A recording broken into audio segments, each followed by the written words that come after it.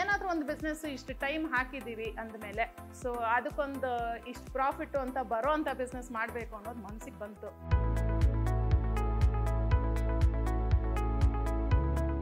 ಅಲ್ಲೇ ಸ್ಕ್ಯಾನ್ ಮಾಡ್ಕೊಂಡು ನೀವು ಯಾವ ಲೊಕೇಶನ್ಗೆ ಹೋಗಬೇಕು ಅಂತ ತಿಳ್ಕೊಳ್ಳೋದ್ರಿಂದ ಜನ ಏನು ಕಳೆದೋಗೋ ಅಂಥದ್ದೇನಿಲ್ಲ. ಸೊ ಮೋರ್ ದ್ಯಾನ್ ಲೊಕೇಶನ್ ಯರ್ ಸರ್ವಿಸ್ ಮ್ಯಾಟರ್ಸ್. 95% ಸಲೂನ್ಸ್ ಎಲ್ಲ ಫಸ್ಟ್ ಫ್ಲೋರಲ್ಲೇ ಇರೋದು, ಫಸ್ಟ್ ಫ್ಲೋರು ಸೆಕೆಂಡ್ ಫ್ಲೋರು. ಒಂದು 5 lakhs ಬಜೆಟ್ ಅಂತ ಇಟ್ಕೊಂಡು ಮಾಡಿದ್ರೆ 50,000 to 70,000 ಪರ್ ಮಂತ್ ಅವ್ರು ಅರ್ನ್ ಮಾಡ್ಕೋಬೋದು. ಬೆಳಿಬೇಕು ಅನ್ನೋ ಮನಸ್ಸಿದ್ರೆ ಇನ್ವೆಸ್ಟರ್ಸ್ ಆದರೂ ಇರ್ತಾರೆ, ಮತ್ತು ಬ್ಯಾಂಕ್ ಲೋನ್ಗಳಿಗೆ ಲೇಡೀಸೇ ಮಾಡೋ ಹಾಗಿದ್ರೆ ಬ್ಯಾಂಕ್ ಲೋನ್ಸ್ ಇದ್ದಾವೆ. ಜನಕ್ಕೆ ವಿಜುವಲಿ ನೋಡೋಕ್ಕೆ ಏನು ಇಷ್ಟಪಡ್ತಾರೆ, ಏನು ಇಂಪ್ರೆಸ್ ಆಗುತ್ತೆ, ಆ ಥರ ನೀವು ಪ್ರೆಸೆಂಟ್ ಮಾಡಿದ್ರೆ ಚೆನ್ನಾಗಿರುತ್ತೆ.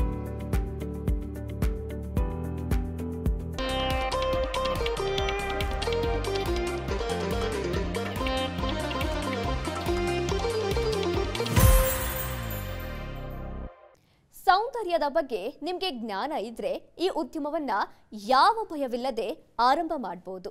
ಭವಿಷ್ಯದ ಚಿಂತೆ ಇಲ್ಲದೆ ಆರಾಮಾಗಿ ಬಿಸ್ನೆಸ್ ಆರಂಭ ಮಾಡಬಹುದು. ಅದರಲ್ಲೂ ಭಾರತದಲ್ಲಂತೂ ಈ ಉದ್ಯಮಕ್ಕೆ ಭಾರಿ ಬೇಡಿಕೆ ಇದೆ. ಅದೆಷ್ಟೇ ಉದ್ಯಮಗಳು ಬೆಳ್ಕೊಂಡಿದ್ರು ನಿಮ್ಮಲ್ಲಿ ಕ್ರಿಯೇಟಿವ್ ಐಡಿಯಾ ಇದ್ರೆ ನೀವು ಕೂಡ ಯಶಸ್ಸು ಕಾಣಬಹುದು. ಅದೇ ಬ್ಯೂಟಿ ಸ್ಪಾ ಬಿಸ್ನೆಸ್. ಬದುಕಿಗೊಂದು ಬಿಸ್ನೆಸ್ಗೆ ಸ್ವಾಗತ. ನಾನು ಶ್ವೇತಾ.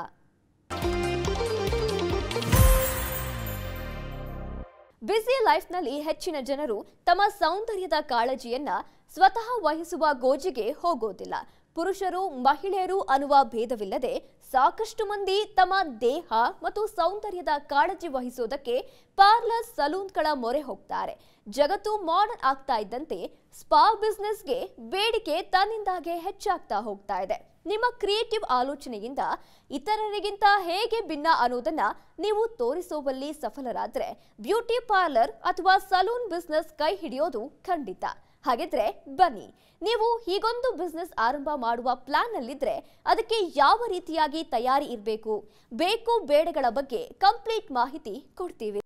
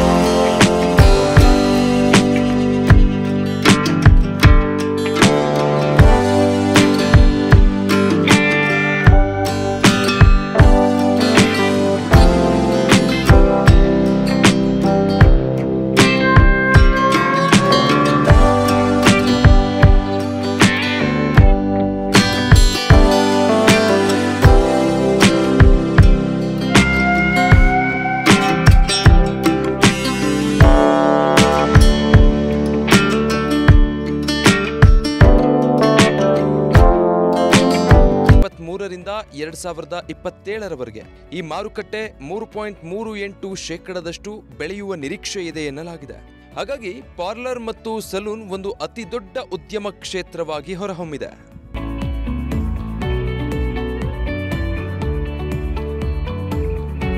ಸೌಂದರ್ಯ ಫ್ಯಾಷನ್ ಕ್ಷೇತ್ರ ಅಷ್ಟು ಬೇಗ ಮುಗ್ಗರಿಸುವುದಿಲ್ಲ. ಮುಂದಿನ ಕೆಲವು ವರ್ಷಗಳಲ್ಲಿ ಭಾರತದ ಸಲೂನ್ ವ್ಯಾಪಾರವು ಅಮೆರಿಕ ಮತ್ತು ಯುರೋಪಿಯನ್ ಮಾರುಕಟ್ಟೆಗಿಂತ 2 ಪಟ್ಟು ವೇಗವಾಗಿ ಅಭಿವೃದ್ಧಿ ಹೊಂದಲಿದೆ ಎಂದು ವರದಿಗಳು ಹೇಳಿವೆ. ಬ್ಯೂಟಿ ಪಾರ್ಲರ್ ಮತ್ತು ಸಲೂನ್ಗಳನ್ನು ದೊಡ್ಡ ಮಟ್ಟದಲ್ಲಿಯೇ ತೆರೆಯಬೇಕು ಅನ್ನೋದೇನಿಲ್ಲ, ಚಿಕ್ಕ ಮಟ್ಟದಲ್ಲಿಯೂ ಪ್ರಾರಂಭ ಮಾಡಬಹುದು. ಹೀಗೆ ಒಂದು ಬಿಸ್ನೆಸ್ ಅನ್ನ ಮುಂದುವರಿಸಿಕೊಂಡು ಹೋಗ್ತಾ ಇರುವಾಗಲೇ ಪಾರ್ಲರ್ ಉದ್ಯಮ ಮಾಡಿದ್ರೆ ಹೇಗೆ ಅನ್ನೋ ಯೋಚನೆ ಬಂದು ಅದನ್ನ ಆರಂಭ ಮಾಡಿ ಈಗ ಯಶಸ್ಸಿನ ಹೆಜ್ಜೆಗಳನ್ನ ಇಡ್ತಾ ಇರುವವರು ಸ್ಟುಡಿಯೋ 16ನ ಮಾಲೀಕರಾದ ಶ್ವೇತಾ ಮತ್ತು ಅರ್ಚನಾ. ಏನಾದರೂ ಒಂದು ಬಿಸ್ನೆಸ್ ಇಷ್ಟು ಟೈಮ್ ಹಾಕಿದ್ದೀವಿ ಅಂದಮೇಲೆ ಸೊ ಅದಕ್ಕೊಂದು ಇಷ್ಟು ಪ್ರಾಫಿಟ್ ಅಂತ ಬರೋ ಅಂಥ ಬಿಸ್ನೆಸ್ ಮಾಡಬೇಕು ಅನ್ನೋದು ಮನಸ್ಸಿಗೆ ಬಂತು. ಈಗ ಮುಂಚೆಯಲ್ಲೇ ನೀವು ನೋಡಿದ್ರೆ, ನೀವು ಟ್ರೆಂಡ್ ನೋಡ್ತಾ ಹೋದರೆ ಇವಾಗ Instagram Facebook I am not a fan, but ಅದರಿಂದ ಆಗಿರೋದು ಎಲ್ರಿಗೂ ಅವ್ರ ಅಪಿಯರೆನ್ಸ್ ಮೇಲೆ ತುಂಬ ಕಾನ್ಷಿಯಸ್ನೆಸ್ ಇದೆ. ಸೊ ಅದು ಯೂನಿಸೆಕ್ಸ್ ಸಲೂನ್ ಏನಕ್ಕೆ ಅಂತ ಅಂದರೆ, ಇವಾಗ ಹೆಣ್ಮಕ್ಳಾದರೂ ಮೇಕಪ್ ಮಾಡಿಕೊಂಡು ಕೂದಲು ಸೆಟ್ ಮಾಡ್ಕೊಂಡು ಹೊರಟ್ಬಿಡ್ತಾರೆ. ಗಂಡು ಮಕ್ಳಿಗಾದರೆ ಅವರು ಸ್ಕಿನ್ ಕೇರ್ ಮಾಡ್ಕೊಂಡಿರಲೇಬೇಕು, ಅವ್ರದ್ದು ಹೇರು ಬಿಯರ್ಡು ಟ್ರಿಮ್ ಆಗಿರಲೇಬೇಕು. ಸೊ ಮೇಕಪ್ ಹಾಕೊಂಡು ಆಚೆ ಹೋದರೆ ಅವ್ರನ್ನ ಹೀಯಾಳಿಸ್ಕೊಂಡು ನಗೋರು ಜಾಸ್ತಿ ಜನ. ಅಂತೂ ಅದನ್ನು ಮಾಡೋ ಕಲೆ ಇದೆ, ಅದು ಬೇರೆ ಟಾಪಿಕ್ಕು. ಬಟ್ ಸ್ಕಿನ್ ಕೇರ್ ಬಗ್ಗೆ, ಹೇರ್ ಕೇರ್ ಬಗ್ಗೆ ತುಂಬ ಇವಾಗ ಎಲ್ರಿಗೂ ಕಾನ್ಷಿಯಸ್ನೆಸ್ ಇದೆ. ಸೊ ಮೇ ಬಿ ಅದನ್ನು ನಾವು ಯಾಕೆ ಉಪಯೋಗಿಸ್ಕೋಬಾರ್ದು ಅನ್ನೋದು ಒಂದು ಥಾಟ್ ಬಂತು. ಸೊ 2 ಬಿಸ್ನೆಸ್ ಒಟ್ಟಿಗೆ ನಡ್ಸ್ಕೊಂಡು ಹೋಗ್ಬೋದು ಅನ್ನೋದು ನನ್ನ ಪಾರ್ಟ್ನರು ಕೊಟ್ಟಿರೋ ಸ್ಟ್ರೆಂತ್ ಅದು ನಮಗೆ. ಸೊ ಹಾಗಾಗಿ ಇದು ಐಡಿಯಾ ಸ್ಟಾರ್ಟ್ ಆಯ್ತು ನಮಗೆ. ಸೋಷಿಯಲ್ ಮೀಡಿಯಾ ಬಂದ ಮೇಲಿಂದ ಜನ ತಮ್ಮ ಆರೋಗ್ಯದ ಜೊತೆಗೆ ಸೌಂದರ್ಯದ ಬಗ್ಗೆಯೂ ಕಾಳಜಿ ಮಾಡ್ತಾರೆ. ತಾವು ಚೆನ್ನಾಗಿ ಕಾಣಬೇಕು ಅನ್ನೋದಕ್ಕೋಸ್ಕರ ಜನ ಹೆಚ್ಚು ಎಡತಾಕೋದೆ ಪಾರ್ಲರ್ಗಳತ್ತ. ಸಿಂಪಲ್ ಹೇರ್ ಕಟ್ನಿಂದ ಹಿಡಿದು ಸ್ಕಿನ್ ಕೇರ್ವರೆಗೂ ಎಲ್ಲ ಥರದ ಟ್ರೀಟ್ಮೆಂಟ್ಗಳು ಪಾರ್ಲರ್ನಲ್ಲಿ ಇರುತ್ತೆ. ಇಂದಿನ ದಿನಗಳಲ್ಲಿ ಬ್ಯೂಟಿ ಪಾರ್ಲರ್ ಮತ್ತು ಸಲೂನ್ ಪರ್ಫೆಕ್ಟ್ ಉದ್ಯಮ ಅಂತಾನೆ ಹೇಳ್ಬೋದು. ಟ್ರೆಂಡ್ಗೆ ತಕ್ಕಂತೆ ಕೆಲವೊಂದು ಚೇಂಜಸ್ಗಳನ್ನ ಮಾಡ್ತಾ ಹೋದ್ರೆ ಈ ಉದ್ಯಮ ಕೈ ಹಿಡಿಯೋದ್ರಲ್ಲಿ ಸಂಶಯವಿಲ್ಲ. ಅದರಲ್ಲೂ ಕೇವಲ ಮಹಿಳೆಯರು ಮಾತ್ರ ಅಲ್ಲ, ಪುರುಷರು ಕೂಡ ಇಂದು ಪಾರ್ಲರ್ಗೆ ಅವಲಂಬಿತರಾಗಿದ್ದಾರೆ. ಹಾಗಾಗಿ ಈ ಉದ್ಯಮದಲ್ಲಿ ಉತ್ತಮ ಭವಿಷ್ಯವನ್ನ ಯಾವ ಭಯವಿಲ್ಲದೆ ಕಾಣಬಹುದು.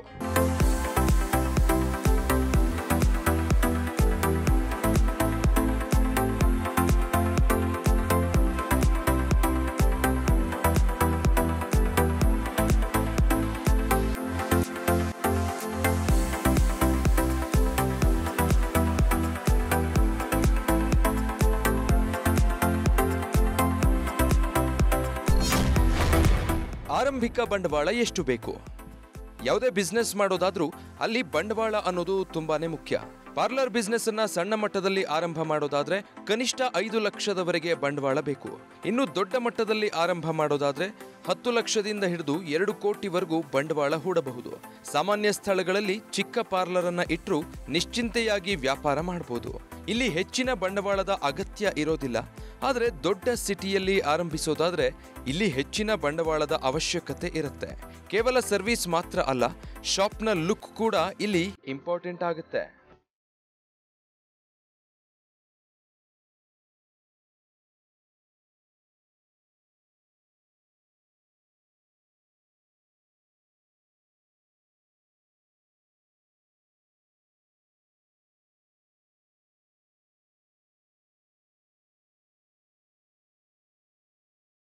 $5 ಲಕ್ಷದಿಂದನೂ ನೀವು ಸೆಟಪ್ ಮಾಡಿಬಿಟ್ಟು, ಅದೇ ಈಗಾಗಲೇ ಹೇಳ್ದಂಗೆ ಟ್ಯಾಲೆಂಟ್ ಇರೋರು ಇರ್ತಾರೆ, ದುಡ್ಡಿರೋದಿಲ್ಲ.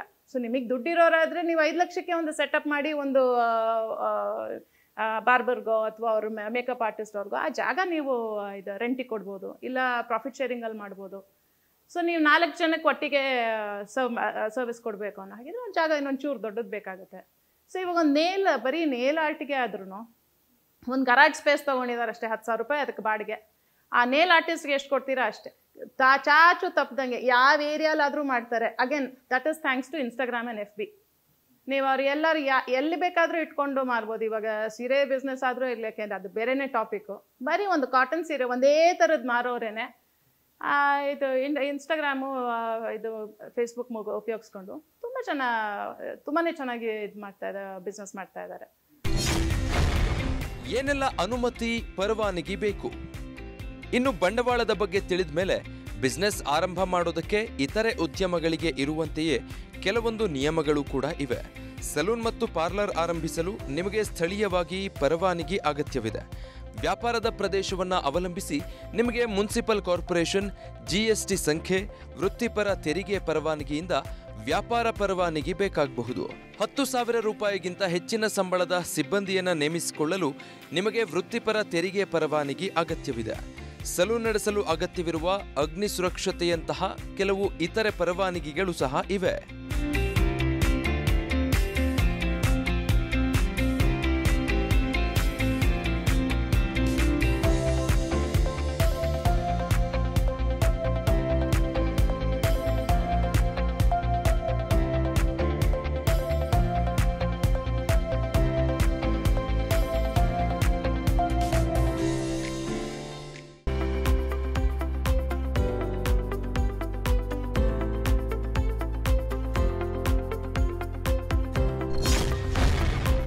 ಉದ್ಯಮ ಆರಂಭಕ್ಕೆ ತಯಾರಿ ಹೇಗೆ?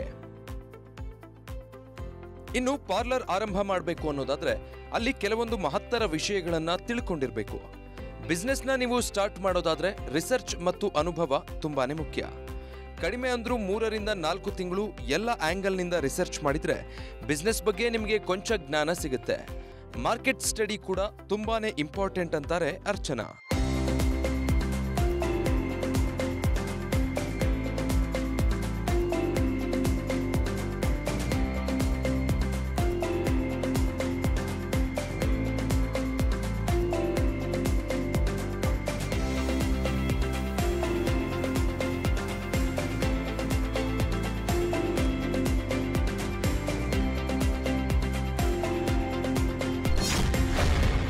ಬಿಸ್ನೆಸ್ನಲ್ಲಿ ಬಳಸೋ ಪ್ರಾಡಕ್ಟ್ ಹೇಗಿರಬೇಕು? ಶಾಪ್ ಆರಂಭ ಮಾಡಬೇಕಾದ್ರೆ ಕೆಲವೊಂದು ಜನ ಬೇಗನೆ ಎಡವಿ ನಷ್ಟ ಅನುಭವಿಸ್ತಾರೆ. ಅದಕ್ಕೆ ಮುಖ್ಯ ಕಾರಣ ಜನರನ್ನ ತಾವು ಬೇಗ ಆಕರ್ಷಣೆ ಮಾಡಬೇಕು ಅನ್ನೋ ಕಾರಣಕ್ಕೆ ಅತಿ ಬೇಗ ರಿಯಾಕ್ಷನ್ ಆಗೋ ಪ್ರಾಡಕ್ಟ್ಗಳನ್ನ ಬಳಸ್ತಾರೆ.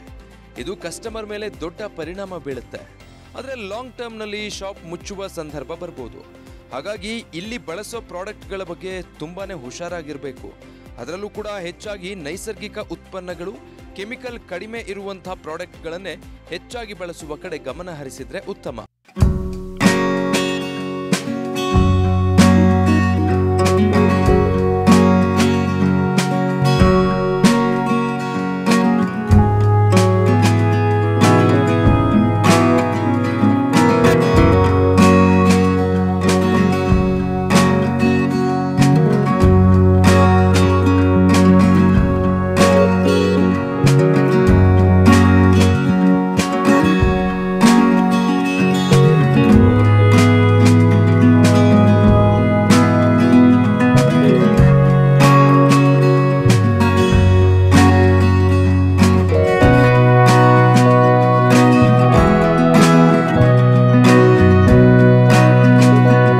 ಮಸಾಜ್ ಬೆಡ್, ಥೆರಪಿ ಮಷೀನ್ ಹಾಗೆ ಅಡ್ವಾನ್ಸ್ ಟ್ರೀಟ್ಮೆಂಟ್ ಮಾಡೋದಾದ್ರೆ ಹೆಚ್ಚಿನ ಎಕ್ವಿಪ್ಮೆಂಟ್ಸ್ ಕೂಡ ಬೇಕಾಗುತ್ತೆ. ಹಾಗಾಗಿ ಬಿಸ್ನೆಸ್ ಯಾವ ಮಟ್ಟದಲ್ಲಿ ಆರಂಭ ಮಾಡ್ತೀರಿ ಅನ್ನೋದ್ರ ಮೇಲೆ ತಯಾರಿಯನ್ನ ಮಾಡ್ಕೋಬಹುದು.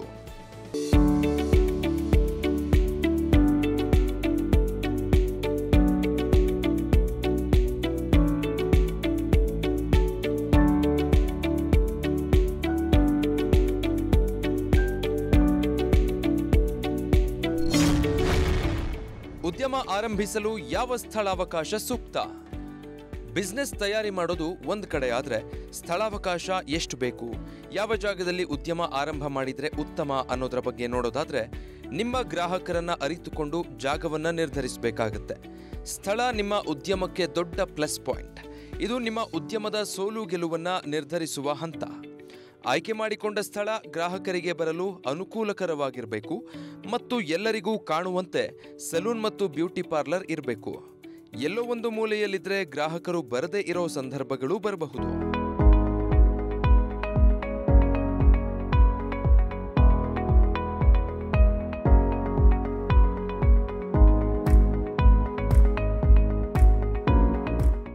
ದುಡ್ಡಿದ್ರೆ ಮೇನ್ ರೋಡಲ್ಲಿ ಮಾಡಿ, ಪಾರ್ಕಿಂಗ್ ಇರೋ ಜಾಗದಲ್ಲಿ ಮಾಡಿ ಅಂತ ಹೇಳ್ತೀವಿ.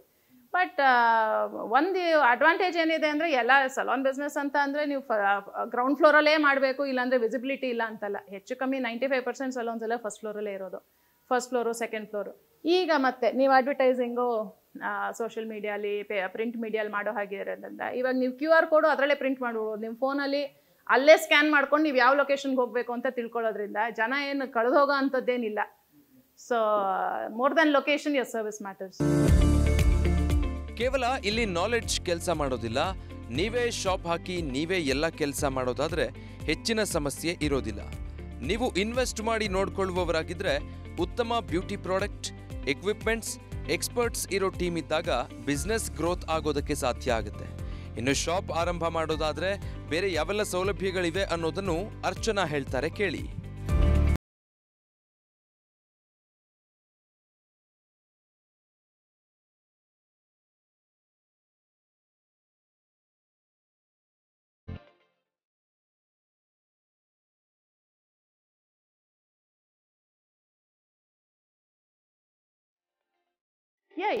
ಹೇಗೆ ಮಾಡಬೇಕು ಅಂದರೆ ಒಂದು ಏನೇ ಇದಕ್ಕೂ ತುಂಬ ಇವಾಗ I can give you examples. ಈಗ ನಾವೇನು ಮಾಡಿದ್ವಿ, ನಾವಿಬ್ಬರು ಇನ್ವೆಸ್ಟ್ ಮಾಡಿರ್ಬೋದು, ಟ್ಯಾಲೆಂಟು ಹೈಯರ್ ಮಾಡ್ತಾ ಇದ್ದೀವಿ.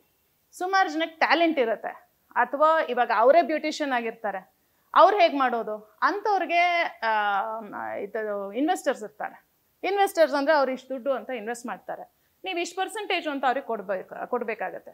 ಇನಿಷಿಯಲಿ ಅವ್ರಿಗೆ ಅಷ್ಟು ದುಡ್ಡು ಕೊಟ್ಬಿಟ್ರೆ ಸಾಕು ಅನ್ಸುತ್ತೆ. ಒಂದು 2-3 ವರ್ಷ ಆದಮೇಲೆ ಅಯ್ಯೋ ಅವ್ರದ್ದೇನೂ ಇದೇ ಇಲ್ಲ, ನಾವೇ ದುಡ್ಡು ಮಾಡ್ಕೋತಾ ಇದ್ದೀವಿ, ಅವ್ರಿಗೆ ಯಾಕೆ ಕೊಡ್ಬೇಕು? ಆ ಮನೋಭಾವ ಇಲ್ದಲೆ ಬೆಳಿಬೇಕು ಅನ್ನೋ ಮನಸ್ಸಿದ್ರೆ ಇನ್ವೆಸ್ಟರ್ಸ್ ಆದರೂ ಇರ್ತಾರೆ. ಮತ್ತು ಬ್ಯಾಂಕ್ ಲೋನ್ಗಳಿಗೆ ಲೇಡೀಸೇ ಮಾಡೋ ಹಾಗಿದ್ರೆ ಬ್ಯಾಂಕ್ ಲೋನ್ಸ್ ಇದ್ದಾವೆ. ಗೌರ್ಮೆಂಟು ತುಂಬ ಫ್ರೆಂಡ್ಲಿ ಆಗಿದೆ ಹೆಂಗಸರು ಇನ್ವೆಸ್ಟ್ಮೆಂಟ್ಸ್ ಮಾಡೋ ಆಂಟರ್ಪ್ರಿನ್ಯೂರ್ಸ್ಗೆ ಬೇಸಿಕಲಿ. ಸೊ ಮಾಡಬೇಕು ಅನ್ನೋದಿದ್ರೆ ತುಂಬ ಇದಾವೆ, ದಾರಿಗಳಿದ್ದಾವೆ.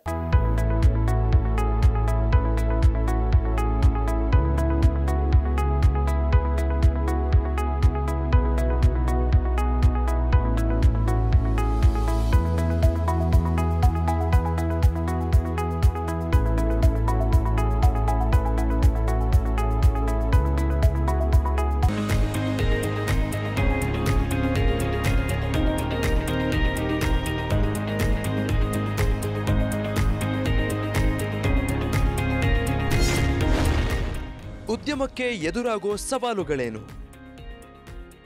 ಒಂದು ಬಿಸ್ನೆಸ್ನ ಆರಂಭ ಮಾಡಿದ ಮೇಲೆ ಅಲ್ಲಿ ಹಲವಾರು ಚಾಲೆಂಜಸ್ ಕೂಡ ಬರುತ್ತೆ. ಪಾರ್ಲರ್ ಬಿಸ್ನೆಸ್ನಲ್ಲಿಯೂ ಕೆಲವೊಂದು ಚಾಲೆಂಜಸ್ಗಳನ್ನು ಎದುರಿಸಬೇಕಾಗತ್ತೆ. ಮಾರ್ಕೆಟ್ನಲ್ಲಿ ಸಾವಿರಗಟ್ಟಲೆ ಬ್ಯೂಟಿ ಪಾರ್ಲರ್ಗಳ ನಡುವೆ ಸಾಕಷ್ಟು ಕಾಂಪಿಟೇಷನ್ ಇದೆ. ಹೀಗಿರುವಾಗ ತಮ್ಮ ಪಾರ್ಲರ್ ಅಥವಾ ಸಲೂನ್ ಹೇಗೆ ಡಿಫ್ರೆಂಟ್ ಅನ್ನೋದನ್ನ ಜನರಿಗೆ ತೋರಿಸಲೇಬೇಕು. ಇದಕ್ಕೆ ಬೆಲೆಯಲ್ಲಿ ರಿಯಾಯಿತಿ ನೀಡೋ ಟೆಕ್ನಿಕ್ಗಳನ್ನು ಬಳಸಬೇಕಾಗತ್ತೆ. ಗ್ರಾಹಕರು ಹೆಚ್ಚಾಗಿ ರಿಯಾಯಿತಿಗಳನ್ನು ಇಷ್ಟಪಡ್ತಾರೆ. ಹೊಸ ಗ್ರಾಹಕರನ್ನ ಆಕರ್ಷಿಸೋದಕ್ಕೆ ಮತ್ತು ಹಳಬರನ್ನ ಪರ್ಮನೆಂಟ್ ಕಸ್ಟಮರ್ ಆಗಿಸಿಕೊಳ್ಳೋದಕ್ಕೆ ರಿಯಾಯಿತಿ ಕೊಡುಗೆಗಳಂತಹ ವ್ಯಾಪಾರ ಸೂತ್ರಗಳನ್ನು ಬಳಸಿದ್ರೆ ಬಿಸ್ನೆಸ್ ಕ್ಲಿಕ್ ಆದಂತೆ.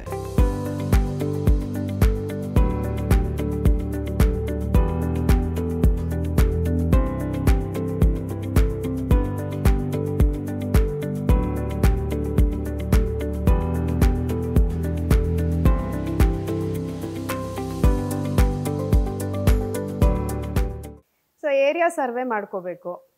ಇವಾಗ first thing budget. Small budget ಇದು ಮಾಡಬೇಕು ಅಂತಂದರೆ ಡಿಪೆಂಡ್ಸ್. ಇವಾಗ ಒಂದು ಅಷ್ಟೊಂದು ಡೆವಲಪ್ ಆಗಿಲ್ಲ ಅಂಥ ಏರಿಯಾಲೂ ಮಾಡ್ಬೋದು.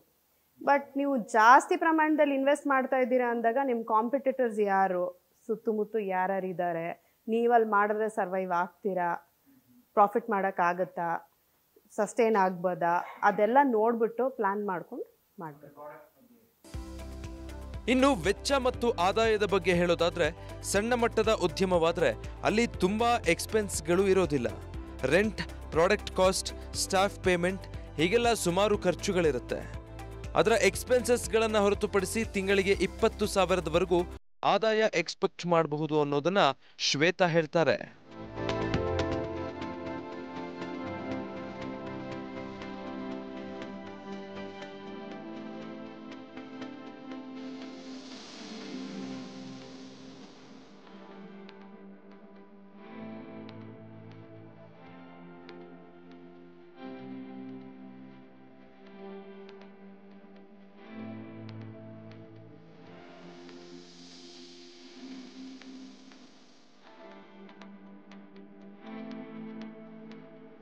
ಸಣ್ಣ ಮಟ್ಟದಲ್ಲಿ ಅಂದರೆ ಇವಾಗ ಅರ್ಚನಾ ಅವ್ರು ಅವಾಗಲೇ ಹೇಳ್ದಂಗೆ ಒಂದು 5 lakhs ಬಜೆಟ್ ಅಂತ ಇಟ್ಕೊಂಡು ಮಾಡಿದ್ರೆ 50,000 to 70,000 ಪರ್ ಮಂತ್ ಅವ್ರು ಅರ್ನ್ ಮಾಡ್ಕೋಬೋದು, ಅವ್ರದ್ದೆಲ್ಲ ಎಕ್ಸ್ಪೆನ್ಸಸ್ ಕಳೆದು. ದೊಡ್ಡ ಮಟ್ಟ ಅಂದರೆ ನೀವು ಕೋಟಿಗಳು ಹಾಕ್ಬಿಟ್ಟು ಮಾಡ್ಬೋದು. It depends on your capacity. 50 to 60% profit. Brand ಮಾಡೋದು ಹೇಗೆ? ಇನ್ನು ಬ್ರ್ಯಾಂಡಿಂಗ್ ವಿಚಾರಕ್ಕೆ ಬಂದ್ರೆ ಗ್ರಾಹಕರು ಉತ್ತಮ ಸರ್ವಿಸ್ನಿಂದ ಹಾಗೇನೆ ಉತ್ತಮ ಕಮ್ಯುನಿಕೇಷನ್ನಿಂದ ಬಳಸೋ ಪ್ರಾಡಕ್ಟ್ಗಳಿಂದ ಸಂತುಷ್ಟರಾದ್ರೆ ತನ್ನಿಂದ ತಾನೇ ಬ್ರ್ಯಾಂಡಿಂಗ್ ಬರುತ್ತೆ. ಕಸ್ಟಮರ್ ಇತರರಿಗೂ ಶಾಪ್ನ ಸಜೆಸ್ಟ್ ಮಾಡೋ ಹಾಗೆ ಕಸ್ಟಮರ್ನ ಟ್ರೀಟ್ ಮಾಡಬೇಕಾದದ್ದು ಮುಖ್ಯ. ಇನ್ನು ಪಬ್ಲಿಸಿಟಿ ಮಾಡೋದು ಹೇಗೆ ಅನ್ನೋದಾದ್ರೆ ಸೋಷಿಯಲ್ ಮೀಡಿಯಾದಲ್ಲಿ ಪೇಜ್ ಕ್ರಿಯೇಟ್ ಮಾಡಿ ರೀಲ್ಸ್ಗಳ ಮೂಲಕ ವಿಜುವಲ್ಸ್ ಮಾಡೋದ್ರಿಂದ ಜನಕ್ಕೆ ಬೇಗ ರೀಚ್ ಆಗೋದಕ್ಕೆ ಸಾಧ್ಯ ಆಗುತ್ತೆ. ಬಿಸ್ನೆಸ್ನಲ್ಲಿ ಮಾರ್ಕೆಟಿಂಗ್ ತುಂಬಾನೇ ಮುಖ್ಯ. ಮಾರ್ಕೆಟಿಂಗ್ ಹೇಗೆಲ್ಲ ಮಾಡಬಹುದು ಅನ್ನೋದನ್ನ ಅರ್ಚನಾ ಅವರ ಮಾತಲ್ಲಿ ಕೇಳಿ.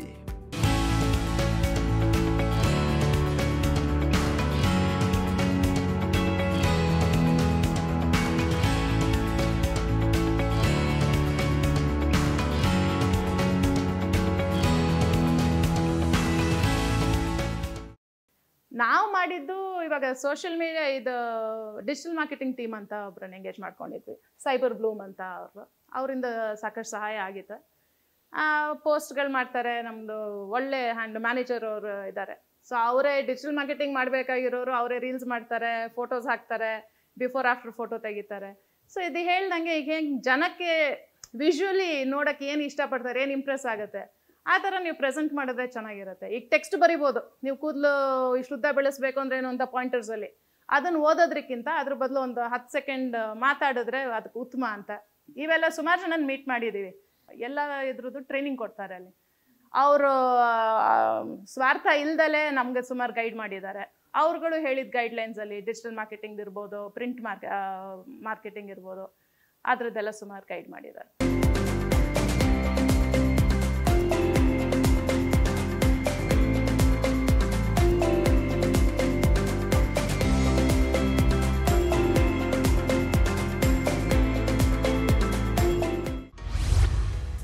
ನೀವು ಸಣ್ಣ ಮತ್ತು ಮಧ್ಯಮ ಗಾತ್ರದ ಬಿಸ್ನೆಸ್ ಅಲ್ಲಿ ಗೆದ್ದವರಾಗಿದ್ದರೆ ವಿಸ್ತಾರ ನ್ಯೂಸ್ ತಂಡ ಸಂಪರ್ಕಿಸಿ ನಿಮ್ಮ ಯಶಸ್ಸಿನ ಪಯಣವನ್ನ ನಮ್ಮ ಜೊತೆಗೆ ಹಂಚಿಕೊಳ್ಳಬಹುದು. ವಿಸ್ತಾರ ನ್ಯೂಸ್ ನಂಬರ್ 1, 2 ಮತ್ತು 4ನೇ ಮಹಡಿ, the New Indian Express building, block 2 ಮತ್ತು 3, ಕ್ವೀನ್ಸ್ ರಸ್ತೆ, Bengaluru 560001. Phone number 9606942030. Email program@vistaranews.com. ನೋಡೋದಲ್ಲ ವೀಕ್ಷಕರೇ, ಪಾರ್ಲರ್ ಮತ್ತು ಸಲೂನ್ ಬಿಸ್ನೆಸ್ ಇವತ್ತಿನ ಕಾಲಘಟ್ಟದಲ್ಲಿ ಹೆಚ್ಚಾಗಿ ಓಡುವ ಬಿಸ್ನೆಸ್. ಟ್ರೆಂಡ್ಗೆ ತಕ್ಕಂತೆ ಜನ ಅಭಿರುಚಿಗಳನ್ನ ಅರ್ಥ ಮಾಡಿಕೊಂಡಲ್ಲಿ ಆರಾಮಾಗಿ ದುಡಿಬಹುದಾದಂತಹ ಬ್ಯೂಟಿಫುಲ್ ಬಿಸ್ನೆಸ್ ಇದು. ಇಂತಹ ಮತ್ತಷ್ಟು ಬಿಸ್ನೆಸ್ ಐಡಿಯಾಗಳಿಗಾಗಿ ವಿಸ್ತಾರ ಬಿಸ್ನೆಸ್ ಯೂಟ್ಯೂಬ್ ಚಾನೆಲ್ಗೆ ಸಬ್ಸ್ಕ್ರೈಬ್ ಆಗಿ. ಇದಾಗಿತ್ತು ಇವತ್ತಿನ ಬದುಕಿಗೊಂದು ಬಿಸ್ನೆಸ್. ಅನುಕ್ಷಣದ ಸುದ್ದಿಗಾಗಿ ನೋಡ್ತಾ ಇರಿ ವಿಸ್ತಾರ ನ್ಯೂಸ್, ಇದು ನಿಖರ ಜನಪರ.